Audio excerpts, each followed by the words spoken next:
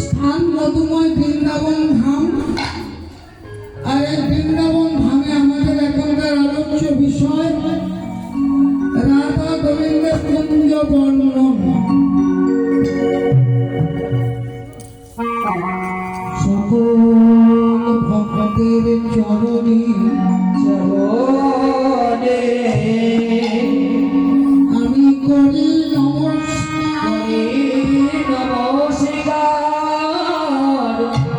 কৃপা করে চরণ ধুলি মস্তকে দিবেন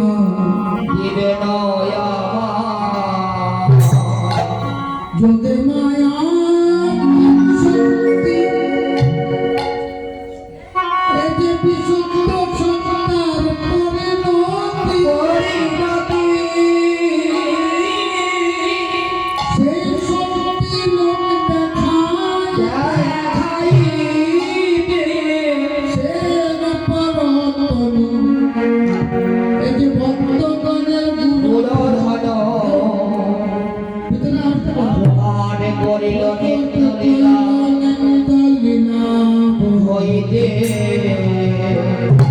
শ্রীকৃষ্ণের যত সর্বোত্তম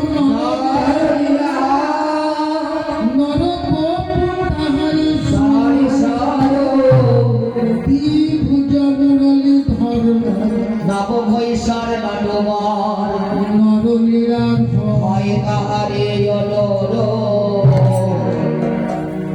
অনাদির আদি শ্রী গোবিন্দ, যিনি সর্বকারণের কারণ,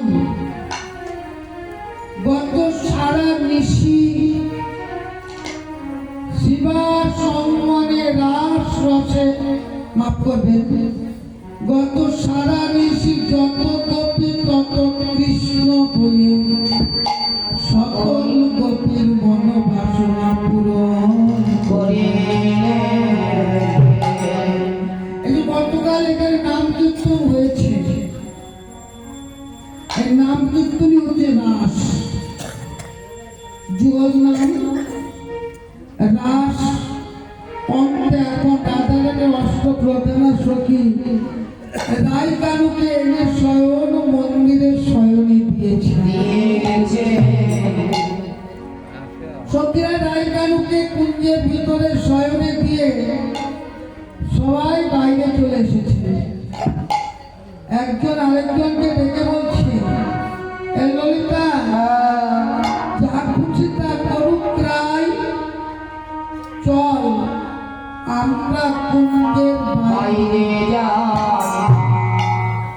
সখীরা সবাই কুঞ্জের বাইরে এসে কুঞ্জর চতুর্দিকে ঘেরি ঘেরি বসে কুঞ্জ পাহারা দিচ্ছে। কেন না, যদি আঞ্জনে দেখে ফেলে তবে রসে বিরস হতে পারে। তাই এবার আমাদের জানতে হবে রাই কানু যে মন্দিরে শয়ন করেছিল সেই মন্দিরটার নাম কি? সেই মন্দিরটার নাম হলো নিকুঞ্জ ভবন। আর সেই নিকুঞ্জ ভবনের দ্বার কয়টা? দ্বার হচ্ছে 9টা। নবদ্বার, নববন্ধ। রাধারানী ছিল একজন সখী, ললিতা, বিশাখা, চিত্রা, চন্দ্রবিদ্যা, ইন্দুরেখা, রঙ্গদেবী, সুদেবী, চম্পক, লতিকা। কুঞ্জের বাইরে বসে 8টায় 8 সখী পাহারা দিচ্ছে।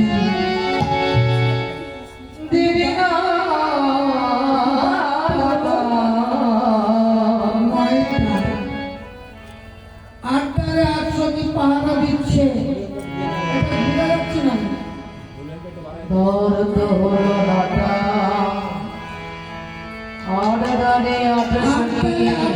পাহারা দিচ্ছে। তবে আরেকটা দ্বার কি করে নাকি গো?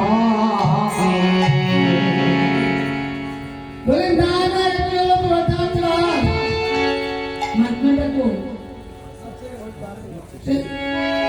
সেই প্রধান রাতটি কি কখনো খোলা থাকতে পারে? সেই প্রধান দ্বারে আমার যোগ মায়া জনেশ্বরী এলোকে গণেশ জননী কাত্যায়নী মহামায়ের দেবী পূর্ণমাত্রী ভগবতী মা আমার দুটি নয়ন মোদিত করে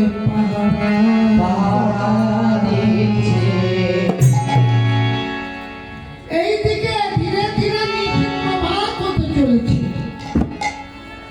পূর্ব গগনে লাল ডগমগ হয়ে রক্তিম বর্ণে অগ্নির ঝলক হতে চলেছে। কুঞ্জের বাইরে সখীরা মনে মনে ভাবছে রাধারানীর বাদিনীর ঘরে যেতে হবে। এখনো যদি সময় থাকতে ফিরে না যায়, আমজনে দেখলে যে রাধারানীকে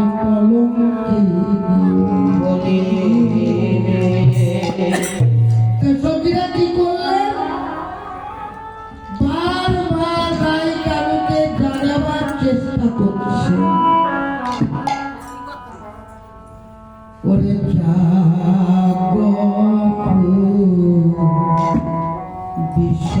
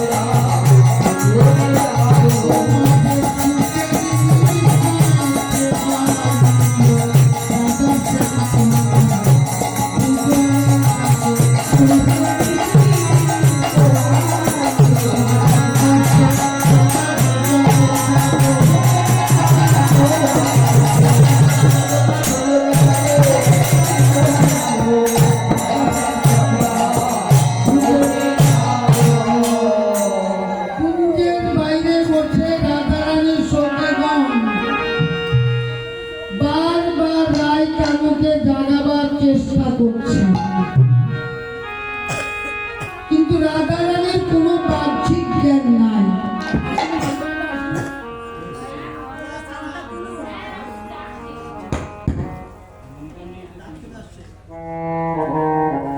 রাধারানীর কোনো বাহ্যিক জ্ঞান নাই। কেননা রাধারানী আমার কৃষ্ণ সেবায় নিয়মিতা।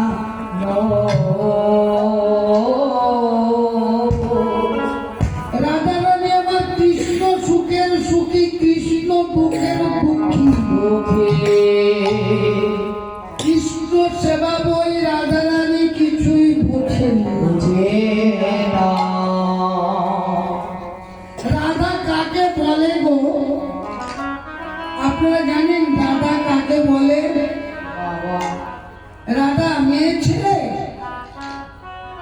বেটা ছেলে। রাধা আমি মেয়ে ছেলেও নয়, বেটা ছেলেও নয়। বাবা হরি বল। রাধা কাকে বলে জানেন?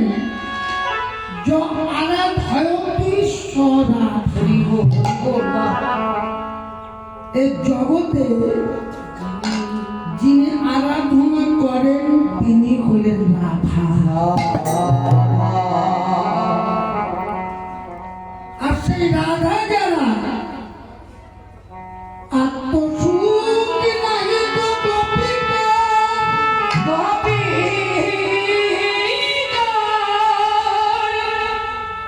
কৃষ্ণকে সুখ দিতে করে সন্দম বিহার।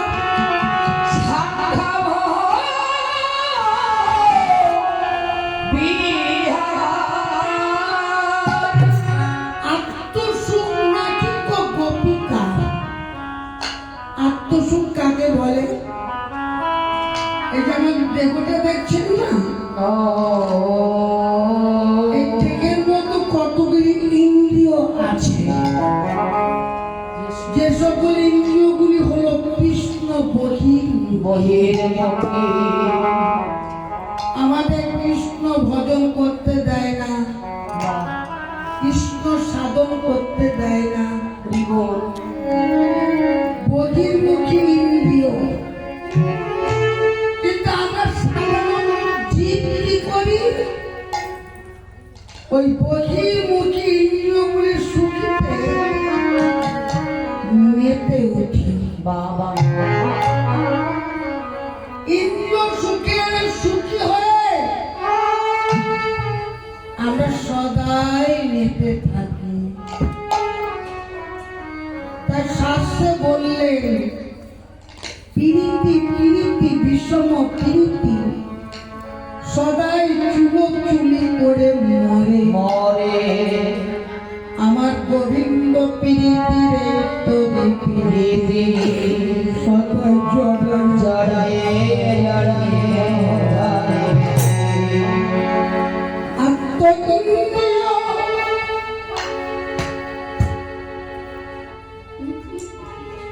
আত্মসুখে সুখী হয়ে যারা আমরা প্রেম করি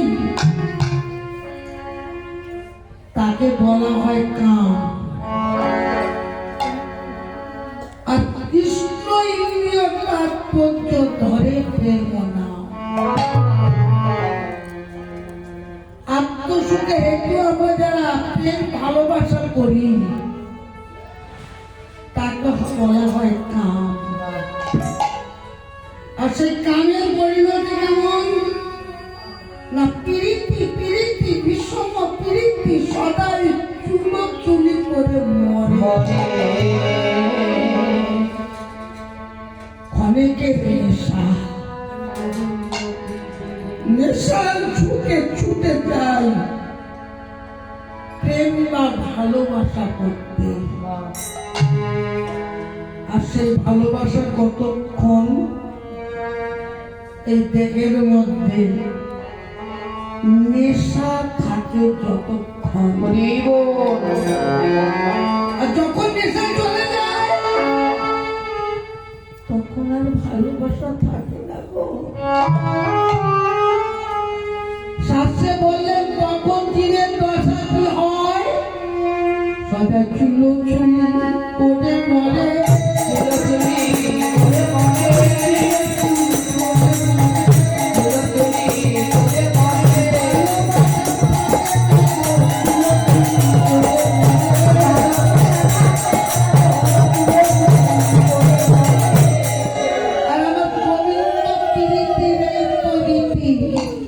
সদাই জড়ায়ে জড়ায়ে ধরে।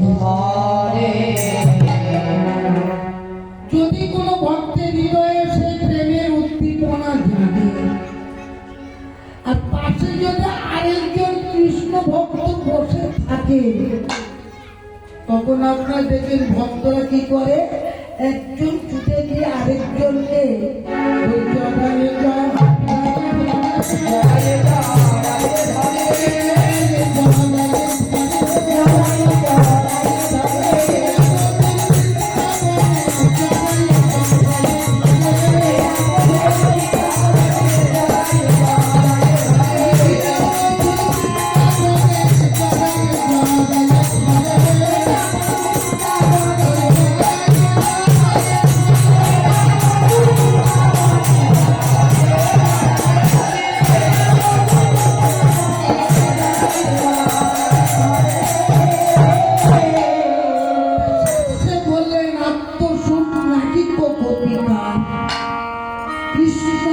সুখ দিতে পারে। সঙ্গম বিহার তারা সবাই কৃষ্ণ সুখের সুখী। তাই রাধারানী কৃষ্ণকে সুখ প্রদান করবার জন্য বললেন, প্রাণনা প্রাণনা, তুমি বুঝি আমার বদনের উপর বদন দিয়ে সুখানুভব করো। তোমার সুখেই আমার সুখ। আমার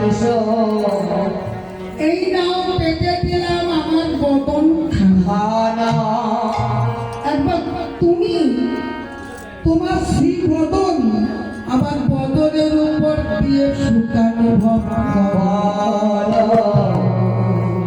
কৃষ্ণ বদনে বদন দিয়েছিলেন, হিয়ার উপর দিয়েছেন হিয়া, উদরের উপর উদর, চরণের উপর চরণ তুলে ওনাকে ছেড়ে দেন। দুটি বাঘ ও ভুজলতা দ্বারা বন্ধুকে কোলে লইয়ে কত সুখে ঘুমাইছে এইদিকে সখীরা এত করে ডাকাডাকি করে যখন কোনো সাড়া পেলেন না, কুঞ্জের দিক থেকে মুখটি ঘুরিয়ে ওই অরুণের দিকে মুখ করে অরুণের প্রতি আক্ষেপ করছে। ছড়িয়েছে অকরুণ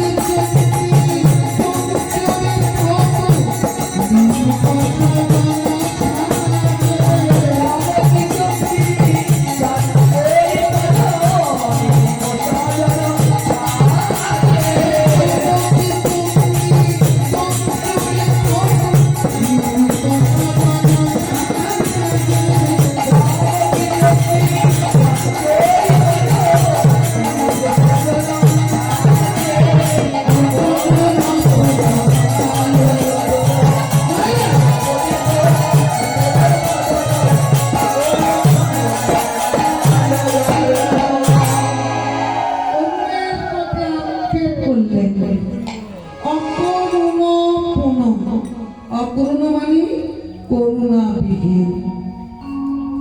বালক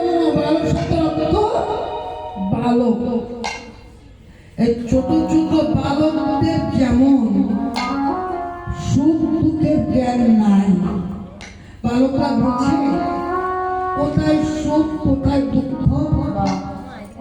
কেননা বালকের স্বভাবটা বড় চঞ্চল স্বভাব। তাই সঙ্গে আক্ষেপ করে অরুণকে বলছিল, অরুণের সহ্য নেই। তো সেই বালকের স্বভাবটা এখনো গেল না।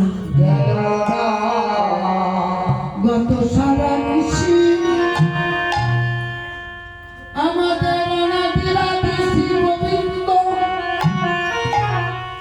আর বৃন্দাবনের রাই কিশোরী রাস রসে নর্তন কীর্তন করে সবে মাত্র ঘুমা হলো। আর তুই কিনা এখন এই সুখের সময় উদয় হলি তোর প্রাণে কি সুখ দুঃখের জ্ঞান নাই রে? তুই এই সুখের সময় উদয় হয়েছিস শুধু তোর উদয়ের কারণে। ওই সরোবরের দিকে চেয়ে দেখ, চমকি চুম্বি চঞ্চুরি পদু নিমিত সদন সাজে। গত সারা নিশি কুমুদিনীর বদলে বসে মধুকর কত সুখ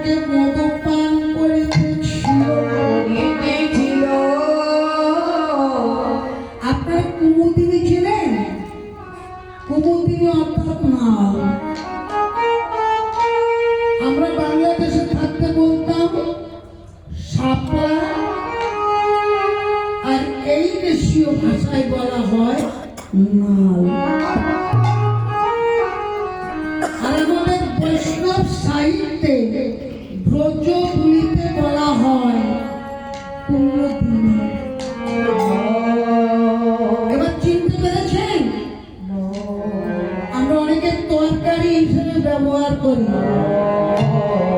আর সেই শাপলার মাথায় দেখবেন একটা ফুল থাকে, আর সেই ফুলটা আর পদ্ম ফুল তাদের আকৃতি দেখবেন একই রকম, দেখতে একই রকম, কিন্তু তাদের দুজনের মধ্যে না একটা পার্থক্য আছে। পার্থক্যটা কি? একজন ফোটে নিশীথে অর্থাৎ রাত্রিবেলা, রাত্রিবেলা ফোটে গেলে ওই কুমুদিন অর্থাৎ শাপলা ফুল, আর দিনের বেলায় ফোটে গেলে পদ্মিনী অর্থাৎ পদ্ম ফুল। একই সরোবরে যদি পদ্ম ফুল আর শাপলা ফুল থাকে, যেটা শাপলার ফুল মুদিত অবস্থায় আছে, আর কুমুদিনা তার পদ্ম ফুল, কুমুদিনা তার নাল ফুল যাকে শাপলা বলি, সে প্রস্ফুটিত হয়েছে। গত সারা দেশে কুমুদিনীর বদলে বসে বসে মধুকর কত সুখে মধু পান করিতেছিল, কিন্তু যেই মাত্র তুই উদয় হলি, তোর উদয়ের কারণে ওই দেখ শাপলা ফুল এখন মুদ্রিতা হয়ে যাচ্ছে। সূর্যের উদয়ের সঙ্গে সঙ্গে সেই শাপলা ফুল মুদ্রিত হয়ে যায় না মা? কিন্তু যখন মুদ্রিত হয়ে যাচ্ছে, সেই ফুলের ভিতর ছিল মধুকর, যে ফুলের সৌরভ ছিল, মকরন্দ গন্ধ ছিল। এই কথাগুলির মধ্যে না একটা তত্ত্ব লুকিয়ে আছে। আপনার মন দিয়ে শুনুন আর মনে মনে অনুধাবন করুন। যে ফুলের সৌরভ থাকে, মকরন্দ গন্ধ থাকে, যে ফুলে মধু থাকে, কালো ভ্রমর প্রতি ফুলের উপরে গিয়ে ফুলে ফুলে বসে দেখো দেখো কালো ভ্রমর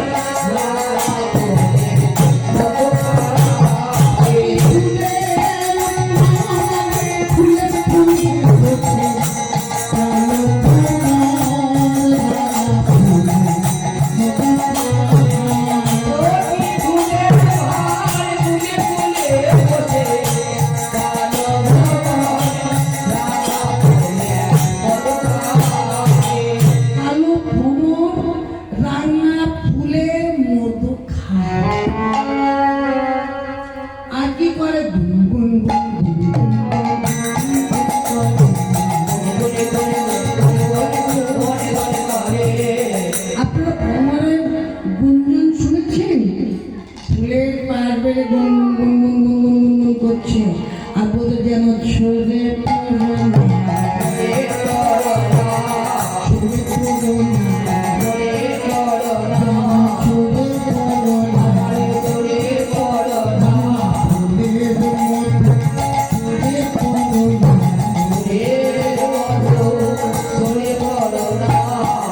ফুলের মধু, তুমি যেন অকালে ঝরে পড়ো না। অকালে যদি ঝরে পড়ে যাও, যে কৃষ্ণ সেবার দ্রব্য মধু অকালে ঝরে গেলে আর কোনদিন গোবিন্দ সেবায় লাগবে না। মনে রাখবেন, নরতম কৃষ্ণ ভজনের মূল। এই যে আমরা মানব জন্মটা পেয়েছি না, এই জন্মটা ভোগ বিলাসের জন্ম নয়। এই জন্মটা হলো কৃষ্ণ ভজনের জন্ম। ভোগ বিলাসের জন্ম কাদের? পশুদের, এই জগতে এই যে কুকুর, বিড়াল, গরু, যারা পশু কুলে জন্ম পেয়েছে, তারা অবাধে ভোগ বিলাস করবে, কেউ ডাক দেবার কিছু থাকে না। আরে মানব কৃষ্ণ ভজনের দেহ তাই কবিরাজ গোস্বামী বললেন, জীব নিত্য কৃষ্ণ দাস। জীব মাত্রই কৃষ্ণের দাস। তাহা ভুলে গেল আর তেই লাগে মায়া পিচাসী বলায় বাঁধিলা। এই মানব জনম কৃষ্ণ ভজনের জন্য ফল রূপে ডাল ভাঙা, ভাঙি পরে আর কাল রূপে এই সংসারে পক্ষী বাসা করে। তাই পদকার বললেন, কালো ভ্রমণ লীলার মাধ্যমে জগৎকে শিক্ষা দিচ্ছেন। এই জগৎ একটা ভ্রমণের থেকে তোমরা শিক্ষা লাভ করো। কালো ভ্রমণ কি করছে? প্রতি ফুলের উপর ফুলে ফুলে বসে মধু সঞ্চয় করছে। আপনারা মৌমাছির বাসা দেখেছেন? মৌমাছির বাসা, খুদে মৌমাছির বাসা দেখেছেন? বলুন তো, বাসার মধুগুলি মধুকর কোথায় সঞ্চয় করে রাখে? উত্তরে পাওয়া যাবে বাসায়। মৌমাছির বাসায় মধু জমা থাকে, কিন্তু কখনো কি দেখেছেন বাসা কোন জায়গাটায় রাখে? হরিবোল হরিবোল। নিচের দিকটায়, কোমরের দিকটায়, বুকের দিকটায়, না কোন দিকটায়? মাথা। বলে মাথার দিকটায়। কেননা শাস্ত্রে বলেছে মুক্ত হতে নিম্নগামী তাদের বলিতে, নিম্ন হতে উচ্চগামী তাকে বলি রাধা। তাই মধুকর তিল তিল করে তিল তিল করে একদিন দুই দিনের অভ্যাসে কিন্তু এটা হয় না, পরিশ্রম করতে হয়। বাবা সম্মানটা গুরুর কাছ থেকে জানতে হয়। যে গুরু একবার হাতে কলমের শিষ্যকে এই মধু সঞ্চয়ের ভজনের কথাটা যারা